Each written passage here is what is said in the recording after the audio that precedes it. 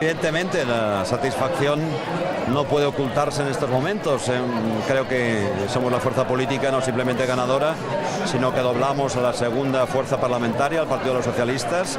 Hemos conseguido el objetivo, que no era mayoría absoluta, sino mayoría amplia, conscientes de la dificultad, entre otras cosas por la apatía de los ciudadanos respecto a la política, y además creo que hay algo que hoy nadie discute, y en eso quiero quedar y agradecer la actitud de los socialistas de Cataluña y del Partido Socialista Obrero Español.